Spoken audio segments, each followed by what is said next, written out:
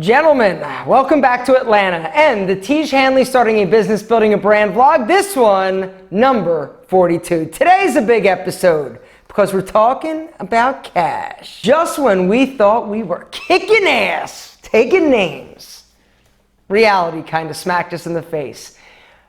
So the deal is, things are going great. We are doing well. The business is thriving in terms of subscriptions and people liking the products. But one of the biggest eye-opening experiences thus far in this whole process has been last week when we actually met with those advisors. And we sort of took a hard look at numbers and money and finances. And one of the things with Tiege Hanley is that it is a cash pig. And what I mean by cash pig is that it takes a lot of cash in order to make Tiege Hanley run. The biggest cash suck is the products and the inventory, because this next order that we placed, it's a really big order, which is actually going to help us do a few things. Because we're ordering a larger quantity, it's dropping our basis or the cost per box down for us. So our margins get better. But in order to hit that level, we had to order a certain level or number of units. And it's a lot. Here's another great business lesson. When we first started, we wanted to order enough that we felt comfortable, but not too much, because you never want to get and throw all of your eggs or money in one basket. For you guys out there that are starting a business, one of the mistakes that people make is they invest all of their capital into inventory, and they don't leave enough for the operational expenses. And so we placed our first order and we thought, hey, this is going to be great. This is going to get us through, 6 months? We'll be good. Or maybe it was like 3, 4, 5. No, it was like 6 months, we thought. Well, we hit our first month's projections in like a week. We hit our second month's projections in like 6 weeks. And so it sped everything up. And so now all of a sudden it's like, crap, we've got to place this order. And so, as I talked about in a previous vlog, we placed the order. In order to place that order, we needed to pay off the last, basically, order that we placed. And we had terms. We talked in a previous vlog about getting terms and the importance of not having to pay all up front, spacing it out, maybe getting 60, 80, 90 days in order to pay your bills. And this is something that you need to always be aware of because of cash flow. Cash flow is incredibly important. Well, with this business, because it requires so much capital in order to get that product, that next order, it's something where, well, crap, what are we going to do? One of the issues with the margins that we have, as you guys know, we keep talking about how incredible the products are, and we're cutting out the middleman, which is true. We don't have a 10 times markup like standard skincare. Not at all. Like a small little fraction. And our idea was that we needed to just do massive volumes, and if the products are good enough and people like them, then we will. But the problem is that when you sell these systems at a great price like we are, we don't have this crazy amount of profit to just, toss around and make rain and buy lots of stuff. Not that we would anyway. We don't have a crazy cash reserve. And so, one of the scariest things that I came away with from the meeting with our board members and our advisors when we were up in Chicago last week just was this concept of raising money and raising investment money. Because getting a bank loan or getting a loan on a credit card, because there are ways for you to finance your business and have access to cash. Once you've proven yourself, like to the bank, or you've shown that there is a demand, that you are selling, that you've got receivables, it's a lot easier for a bank to say, okay, we'll open up a line of credit or take a line of credit on a credit card. But with the amount of money that it's going to require for this next order, no bank is going to lend us that right now. And so, we really need to do what we need to do in order to get all of our other costs as small as possible, which may mean pulling back on some of our marketing, pulling back on some of the things that we've been doing. We're a really lean organization. We don't have many employees. We don't have expensive office space. We don't have a lot of the expenses that a lot of businesses do. But it's so critical that we make as much out of what we collect as we possibly can so that we have the funding available and we don't need to actually raise money. You guys have heard of Dollar Shave Club. Well, Dollar Shave Club recently was purchased by a company called Unilever. They own Axe, they own Dove. Well, they purchased them for $1 billion. Dollar Shave Club had 2.5 million subscribers. And the crazy thing, they weren't profitable. The reason is that they raised all this money. Like, I think they raised like $400 million in funding. And if you looked at their website, it didn't ever get really great. What they were investing in was customer acquisition. They were just about acquiring customers. And so they spent all this money, they got all this investment, and the owner, his equity went from, like, I don't know the numbers exactly, but I know that when he started, he had a lot of the company, and through raising money, you've got to give away pieces of your business. And by the time he sold it, he had 9% of what I'm assuming was a much larger piece of the pie. He had 9 a long time ago when he started it.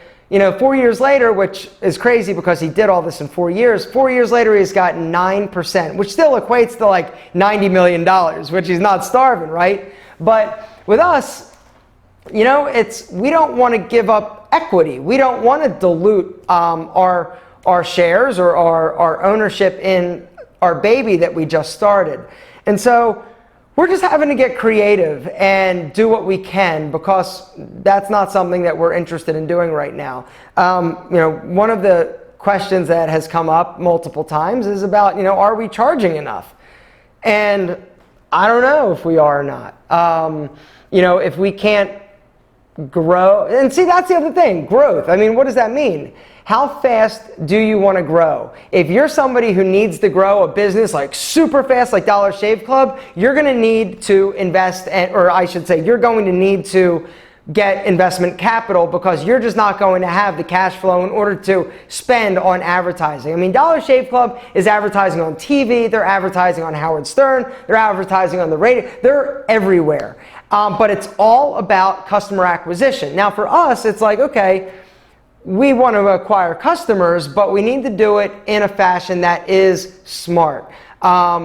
And we need to still, keep an eye on the prize of a business that is profitable. Now, this is going to mean that we're not going to be able to grow as fast as some of our advisors would like, because our advisors are all about, seeing some, something like the Dollar Shave Club model, and it's like, oh, if you exit, it's X, Y. We're not thinking about that. I know I'm probably rambling on about this, but that's kind of where my head is, to be honest. I'm all over the place.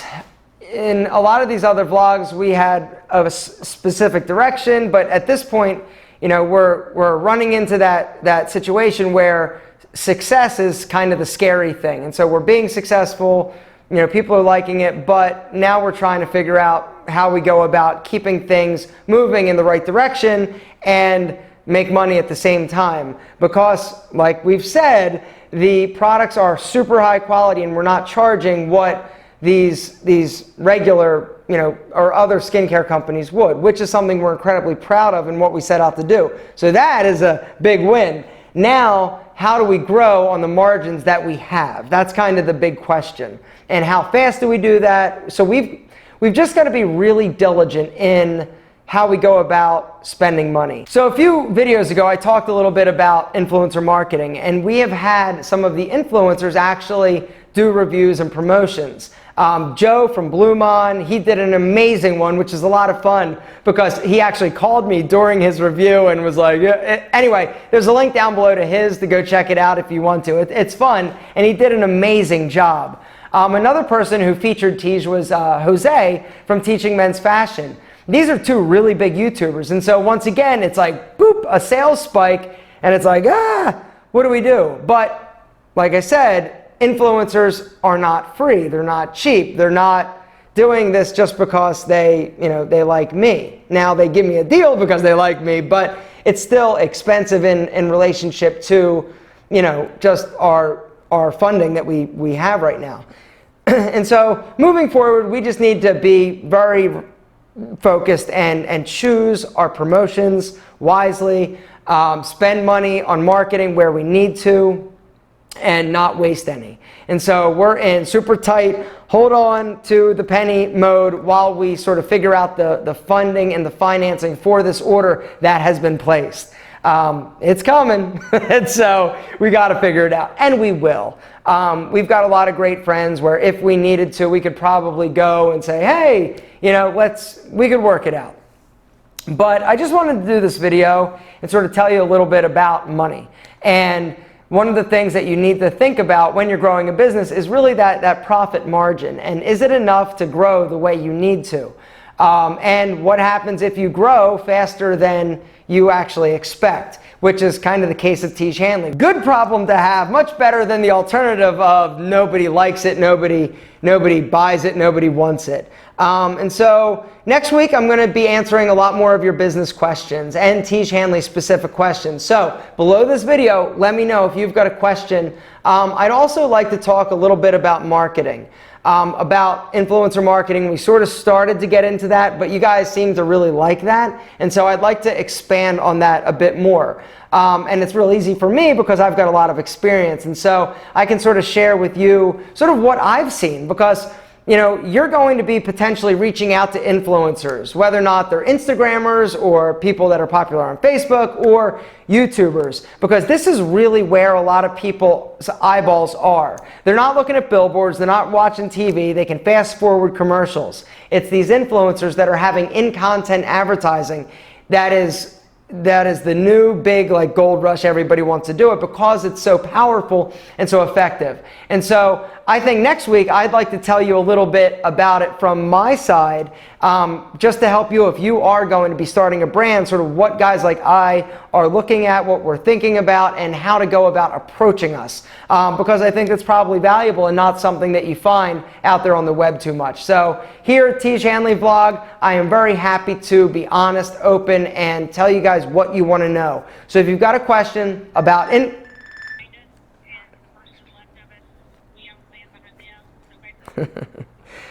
not a question about influencer marketing, but if you've got one in the comment section down below, let me go ahead. Any question you want to ask me, go for it.